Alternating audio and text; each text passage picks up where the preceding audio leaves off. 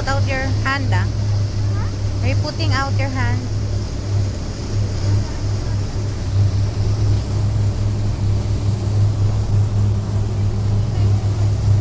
This night, nagpunta kami sa Souk Al Sif, one of the most charming places to visit in Dubai, lalo na sa gabi.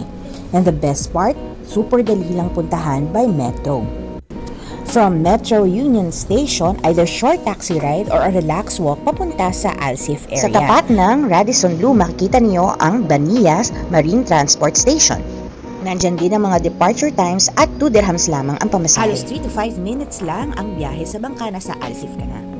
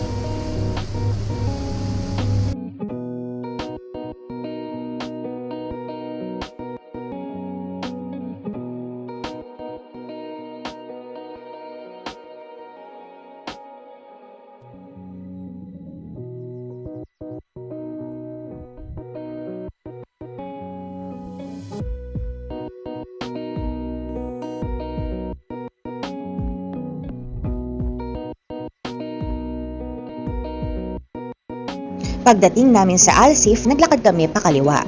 Dito yung parang modern and well-lighted na bay walk.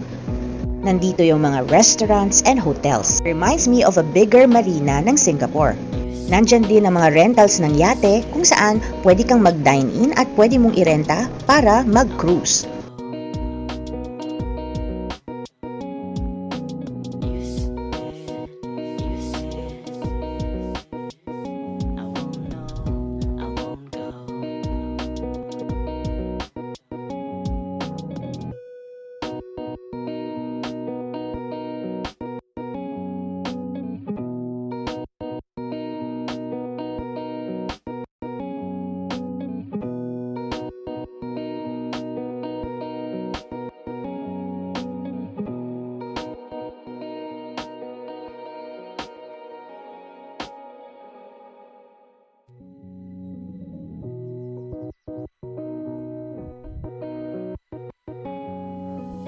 During the Christmas season, hotels and restaurants here are beautifully decorated. Talagang ramdam mo na ang festive spirit kahit nasa ibang bansa ka. Kids will surely enjoy the colorful lights, Christmas trees, and themed displays. Habang ang parents naman ay sobrang mai-enjoy ang relaxed atmosphere and family-friendly spaces. Perfect ito for evening strolls, bonding time, at syempre picture-taking opportunities. Halos bawat sulok, Instagram-worthy. Kahit simpleng pasyal lang, parang mini celebration na. Kaya ang sarap maglakad-lakad at mag-enjoy with the whole family.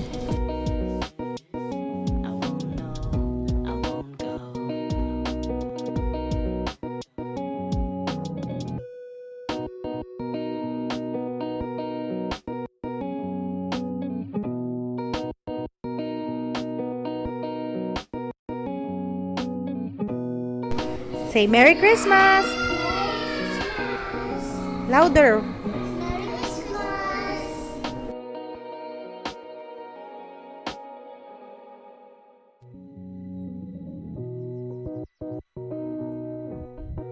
Ito naman yung kanang side ng Al Sif na parang biglang nag-iba ang mundo. From modern Dubai, biglang naging old Dubai vibes. Heritage houses, wooden doors, wind towers, at cobblestone-style paths. Maraming cafes, restaurants, souvenir shops, museums, photo spots, at views ng Dubai Creek. Sa gabi, mas lalo siyang nagiging magical dahil sa ilaw at reflections sa tubig.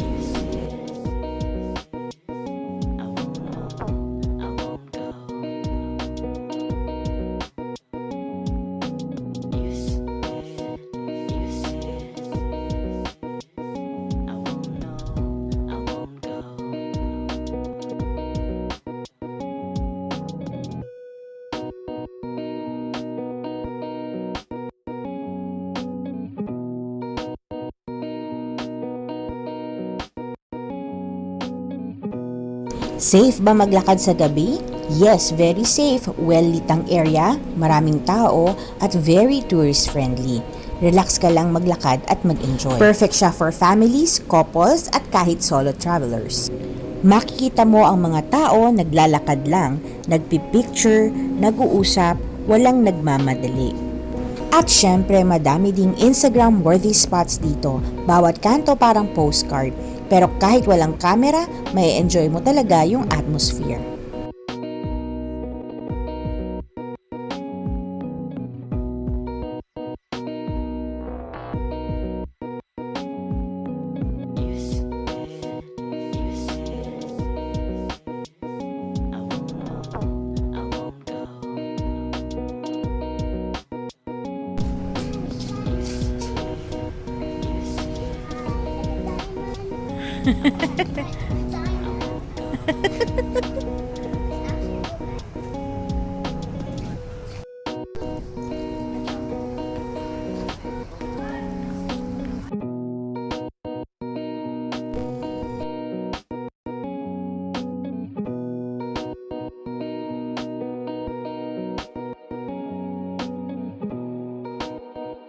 At nung pagod na kami at nakita ng mga bagets ang Starbucks, alam niyo namang favorite yan ni Erin, syempre dun na sila nag-decide na dito na kami magstay. Maraming mga tourists at even celebrities ang nagpa-picture sa Starbucks na to. Ang kaibahan ng Starbucks na ito ay hindi lang siya kapehan, kundi parte na siya ng experience. Bukod sa mas malaki at mas magandang interiors, madalas itong may unique design na inspired ng lugar kaya very Instagrammable. At tumambay na nga kami sa Starbucks hanggang midnight and na-realize namin kung gaano kabalance ang life dito sa Dubai. May history, may modern convenience at may space para magpahinga. These are the moments we love to share because this is exactly why many Filipinos are starting to explore opportunities here. Hindi lang for travel, but for life, work, and business. So follow us at Pinay Travels and Thrives, Pinay Mom in Europe, and this is brought to you by COB Corporation SP Zoo in Europe and COB Channel of Blessings Corporation in Dubai.